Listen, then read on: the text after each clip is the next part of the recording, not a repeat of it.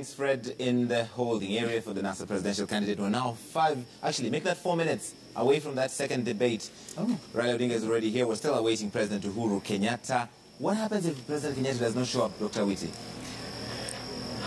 I don't know.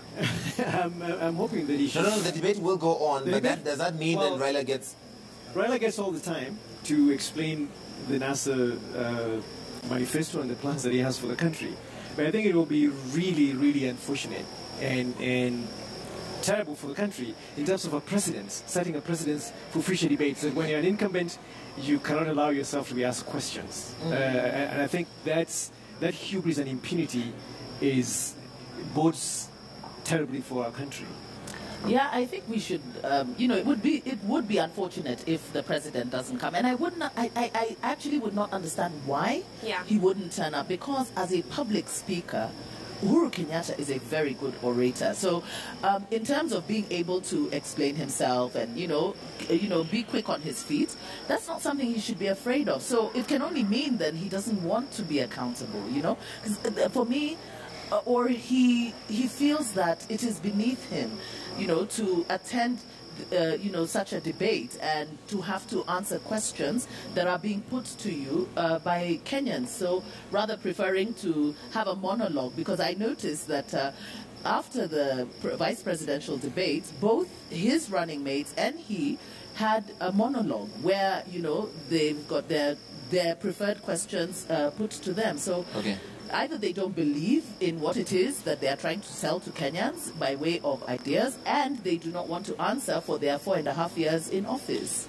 When he did his Facebook live chat yesterday, President Uhuru Kenyatta had a lot of the comments telling him, go for the debate. We appreciate you doing this, reaching out to us directly on Facebook, but go for the debate. I hope he comes. Because we want to see you against your competitors and then be able to judge that. But that's it. Yes, the amazing thing is that 2,000 people watched him, whereas 300,000 people watch me when I have Facebook Live.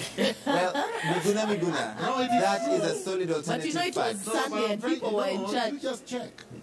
Go to my Facebook page and look at my Facebook Live and see how many people... We can do a side-by-side comparison. So what I'm trying to say is this. Hang on. What are you trying to say? That you have more interest? No, it was a big mistake to purport to do Facebook Live instead of a live debate where Kenyans can interrogate your record. As the president, actually, the onus is on him to discharge in terms of acquit himself of all the allegations that NASA has made. The onus is not on NASA. NASA simply, as an opposition, simply has to make the charge, simply has to repeat it. And unfortunately, for a democratic process, when you repeat the charge so many times, they become believable, they're believed, and might well lead to your defeat if you don't respond. All right. Nerima, and all of you, by the way, there's criticism coming in that Lucy Namulunda, panelists doing the post-debate analysis, sound biased. It is not post. You haven't finished. I haven't finished, Miguna. It's as if Uhuru Kenyatta and Raila Odinga are the only options. That's the sense they're getting from all of the... That's not what we have said. Nerima, what do you think? We have not said that. We said they were not the options. We have not said that. Because most of you said that you didn't feel like you had seen good alternatives. So why should we say that we were satisfied when we were not? We were not persuaded. I would ask them to read the manifestos. It's not enough to just evaluate these guys on this superficial appearance in this debate. Before you speak, Professor Kepi, I want to get Nerima's expectation for this debate if President Kenyatta shows up, and if he doesn't show up, Raila having this 90 minutes all to himself. Well, I think if Uhuru Kenyatta does not show up, it will be difficult for him to make an excuse as to why he did not show up. And it looks very petty. And for people to call out and ask him to show up, he needs to show that he can understand what the public is asking of him. The administration has suffered greatly in understanding what the public is going through, in understanding what they want from him as a leader. But I also believe this is an opportunity not just to hear their vision side by side, but it's working under pressure. It's for us to be able to see, can you answer the questions that are asked to you in an adequate amount of time? Are you capable of working under pressure? And how are you going to be able to handle that? So I believe that he does need to come. It's just respectable to the public if he does show up, and it will be something that will be engaging for us to see. There is still, I suppose, a little bit more time for President Kenyatta to show up. And but I have interviewed both President Kenyatta and Raila Odinga, and it will be, they have a lot of opinions about the other. Yes. So having them debate each other on the same stage, the two of them, which would be the first time this would be happening, I think would be very instructive for Kenyans to make a decision. Second time. And it is good for Well, the others they shared with the other people, but the first time this is the two of them on one stage. Well, it's not about them, it's about their ideas, because it's a competition of ideas. You know, democracy is a marketplace of ideas, and so it is the competing ideas. And this is the thing, that people keep seeing it, and even the president himself seems to see this as a contest between him and Raila, and not so much that they have competing ideas for Kenya, because I watched part of his chat with Uhuru, and a question was put to him concerning his position on, you know, if he's defeated, will he concede? And he said, you know, first of all, Raila is going to have to beat me. He's going to have to defeat me. So you see, it's a contest where it is not so much a competition of the ideas, but a competition of the people. And for me, this is one of the things that this debate allows, is for us to move away from that. The competition of individuals as opposed to the competition of ideas for Kenya. Do you have competing ideas that we can actually interrogate and say, yes, this guy actually has a plan moving this country forward? But besides that, the president really does need to account for his 4.5 years, because Kenyans have questions to put to him. He cannot run away from accountability. His failure to appear would be running away from accountability. And I mean, I can't stress that enough, because at the rallies, you get, you know, it's more of a sycophancy. You've mobilized people who are your supporters, and it's a dance. But here, there are questions we need to put to you. Yeah. You need to answer us some of the questions that we have about the way you have governed this country, you know. And there's some serious issues that we do want, because if the president is struggling, I mean, you can see that Jubilee is running almost neck to neck with the opposition, yes. Which means that for the 4.5 years that President Uhuru has been in office, there's a lot of disaffection with him because he's not able to break a clear win, you know. Let's talk about that, in fact, because the polls have been referring to the Ipsos and the Infotrak polls that came out yesterday show them neck and neck, basically. So is this an opportunity for Raila Odinga or for Uhuru Kenyatta to break away from the other and make sure you're hitting the right notes with the Kenyans so that you're convincing especially these undecided voters? In fact, if you look at the polls, you look at the Ipsos poll, you look at the Infotrak poll, 43 for Raila, 47 for Uhuru, yes. on the Ipsos poll, 47 and 46, Raila, 47 in Infotrak 1. And then you look at the margins of error around those. It's a statistical dead heat. So no one is winning this thing in the first round. So this is an important opportunity for them to come and kind of claw their way out of this, whichever way they want to go. Somebody's going to sink himself deep, and somebody's going to kind of pull out. But let me say one thing.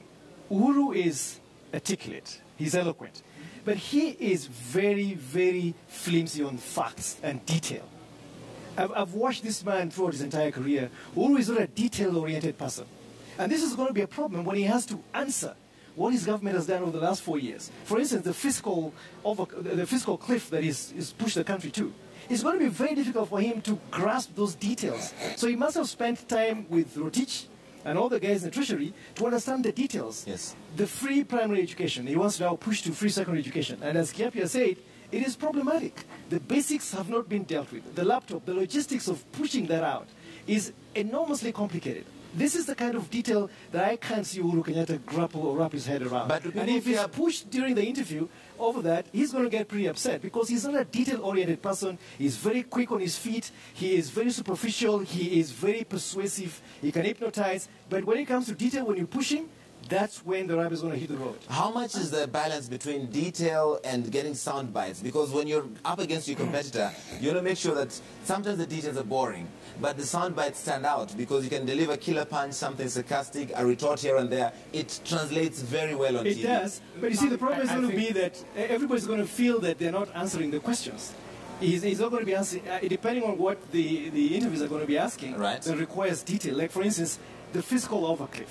We still want to build a railway that's racking up more debt. We're not collecting enough taxes from what Raila is saying right now. There are many issues that need to be unpacked. And Raila also has to show how he's going to bridge these gaps when they come in. So this debate is going to be pretty tough for both of them. And nobody has an easy walk here, Professor whether you're articulate or as eloquent as hell. The reason why I say that, because tomorrow and in the days ahead, one of the most iconic soundbites you're going to be hearing from this debate will be from Professor Michael Wanaina. Tunatafuta mbuzi na wale waliikula. It just stands out. Whether it has detail will not matter. You're the only one thinking that. No, but I've done this business for a while, Mikuna. This is the one that will go, that is a soundbite that will go viral. Professor Kiabi. Let me comment on two things. Number one, I think you have to balance. You must have the soundbite, but at the same time, you cannot substitute for details. Yes. You must answer the question how. Yeah. Because you cannot tell Kenyans that you are going to give free education from primary to secondary. And yet you know how limited the budget is, and you don't tell us where the extra money will come from. We need to know that. But the second point that I wanted to answer is that I really wanted the president to come, because we are going to have, this election is so close to call. You know, the polls notwithstanding, but the election is very close to call. And if we are not careful, we might have a hung election, in which case we don't have a clear winner, and then we keep on, just running and running until finally maybe we'll figure out who really won. So I think he needs to come to elaborate what he has been doing and paint a picture of where he wants to take the country, if in fact he wins again. And so for me, and when I look at the president, how he performed in 2013, I think that he's in a better place now than 2013. All right. He doesn't have major issues to have to contend with. He just needs to be there to account for the record for the last 4 years. In a stage with Raila Odinga and Uhuru Kenyatta, Nerima, what do the young people of this country care about that they want to hear from them? Man, jobs. Unemployment is a serious issue, honestly. I mean, we were in Eastleigh today and people are talking about how they have nothing to do. And that's a problem for many young people. Not only that, corruption as well. And it's not just corruption, the major scandals that we're seeing. It's also the corruption of every day, from, I had mentioned, police officers or conductors. I mean, people hiking prices without any reason. It's become cultural. It's an issue. It's expensive. And not only that, we can even talk about health. I always talk about having accessible health care. Right now, are the nurses still on strike? Yes. You know, yes. Doctors just left strike. We're talking about county hospitals which don't have medication. So there's no medication. People can't even afford NHIF. If you don't have a job, how are you paying for NHIF? So those are the things that we need to hear more. And it's unfortunate that we're not really hearing our leaders speaking on those issues as much. And a lot of times when I look at these manifestos, they look very expensive. Again, I talked about public wages and how they need to be reduced. Things are expensive. Who's going to pay for that? It's going to be us once more without the jobs. But unemployment is not just a problem of the youth. It's a Kenyan problem. Because while it's affecting the youth because of their population, but it's affecting everybody. I would like to hear the president explain to us about the two-thirds gender principle. It failed repeatedly in the National Assembly. Not only did it fail repeatedly, this is a commitment that he made in his 2013 manifesto, a very clear promise that he has not followed through on. Okay. And while the legislation may have failed, even in appointing his cabinet when he reconstituted it, he actually did not honor that two-thirds gender principle. And I note that he's actually very silent on the issue of women right now. So for me, that is the one thing that I would like to hear. But also on the issue, when we talk about the food security issue, and health. You know, there is this thing that everybody is talking about, free maternity care and everything. But the other thing that we need to talk about is not just food security, but also nutrition. Because, you know, the maternal mortality rates are not just about women giving birth in hospitals. It's also a nutrition issue. One of the things that we have is serious malnutrition in Kenya, you know, because people are not the diversity of our diet. So what is the minimum basket of deliverables, even for the women, you know? So for me, and I want to hear this from all the candidates, but you know, the president, at least he made some very concrete promises. AgPro, AgPro. Listen, I have to take a break. So access to government procurement for youth and women. What do you want to hear? And who has gotten it? You know, who has done this business? All right. No, by the way, Larry, Daisy, I have to go to break. Daisy, I have to go to break. So real quick, Miguna, what do you want to hear before I go to this break? We're going to start the debate. Unemployment is over 50%. And I need to see concrete plans to reduce that to a level which is sustainable. There is no country that can carry on and development be there with unemployment at 50% plus. Right. So that's number one. Number two, corruption. Corruption is the one that is sucking all the resources from our public service. All right. And we need to have this corruption reduced. Excellent. So darking the public, running away from a debate, we don't know, is not going to help. No, I'm saying it's not going to help if that is what, let's say, the president or any other candidate would want to do. Fantastic. Let's leave it there just for the moment. My panel is staying with me.